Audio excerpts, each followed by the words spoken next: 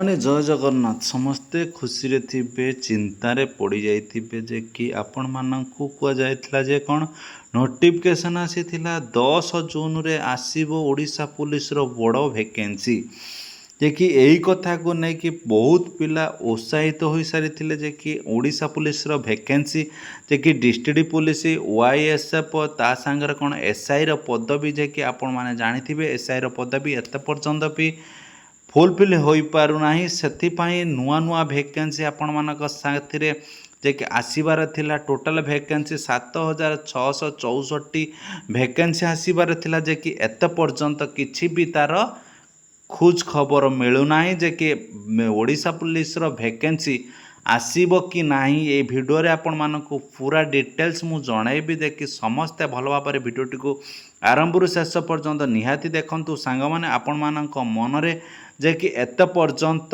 ଓଡ଼ିଶା ପୁଲିସକୁ ନେଇକି ବହୁତ କିଛି ଗୁଞ୍ଜନା ବାଜୁଛି। ଆପଣମାନେ କେବେ କ'ଣ ଆସିବ ଓଡ଼ିଶା ପୁଲିସ ଡିଷ୍ଟ୍ରିକ୍ଟ ପୁଲିସ ତା ସାଙ୍ଗରେ YSF OSFର ନୂଆ ଭେକେନ୍ସି SIର ନୂଆ ଭେକେନ୍ସି କେବେ କ'ଣ ଆସିବ ଦେଖନ୍ତୁ ସାଙ୍ଗମାନେ। ଆପଣମାନଙ୍କୁ ଜଣାଯାଇଥିଲା ଯେ କି ନୋଟିଫିକେସନ୍ ଆସିଥିଲା ଓଡ଼ିଶା ପୁଲିସର ଭେକେନ୍ସି 10 ତାରିଖର ତା'ର ଜୁନ୍ 10ରେ ଯେ କି ନୋଟିଫିକେସନ୍ ଆସିବ।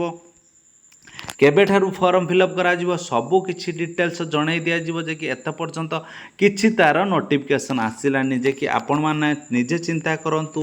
ଡିଷ୍ଟ୍ରିକ୍ଟ ପୁଲିସ 2021ରେ ବାହାରିଥିଲା। 2021ରେ ଯଦିକା ଡିଷ୍ଟ୍ରିକ୍ଟ ପୁଲିସ ଆସିଥିଲା ତାହେଲେ 2026 ହୋଇଗଲାଣି ଯେ କି ଡିଷ୍ଟ୍ରିକ୍ଟ ପୁଲିସର ନା ଭେକେନ୍ସିର ନାଁ ଗନ୍ଧ ମିଳୁନାହିଁ। ସେଥିପାଇଁ ଆପଣମାନେ ଦେଖନ୍ତୁ ଏତେ ପର୍ଯ୍ୟନ୍ତ ଯଦିକା ଆସୁନାହିଁ ଆପଣମାନେ 2026ରେ ଡିଷ୍ଟ୍ରିକ୍ଟ ପୁଲିସ YSF OSF SIର ନ୍ୟୁ ଭେକେନ୍ସି ଆସିବ ବୋଲି ସମ୍ଭାବନା ବହୁତ କିଛି ଅଛି ଯେ କି ସେଥିପାଇଁ ଆପଣମାନେ ଜମାରୁ ଟେନସନ୍ ନିଅନ୍ତୁନି। ଆପଣମାନେ ନିଜେ ନିଜେ ଏବେ ପାଠପଢ଼ାରେ ବ୍ୟସ୍ତ ରୁହନ୍ତୁ।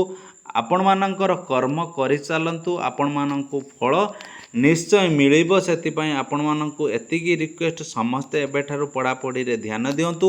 କିଛି ବି ଫେକ୍ ନିଏ ଆପଣମାନଙ୍କର ଆଜି ନ ବାହାରିଛି କାଲି ବାହାରିବାଟା ଫାଇନାଲ। ଓଡ଼ିଶା ପୁଲିସର ଭେକେନ୍ସି ସୁନିଶ୍ଚିତ ଆସିବ। ସେଥିପାଇଁ ଆପଣମାନେ ଏବେଠାରୁ ପଢ଼ାପଢ଼ି ଷ୍ଟାର୍ଟ କରନ୍ତୁ ଯେ କି ଯଦିକା ଚ୍ୟାନେଲରେ ନୂଆ ଥିବେ ଚ୍ୟାନେଲଟିକୁ ଜଲ୍ଦି ସବସ୍କ୍ରାଇବ୍ କରିଦିଅ। ଜୟ ଜଗନ୍ନାଥ, ଜୟ ହିନ୍ଦ, ଜୟ ଭାରତ।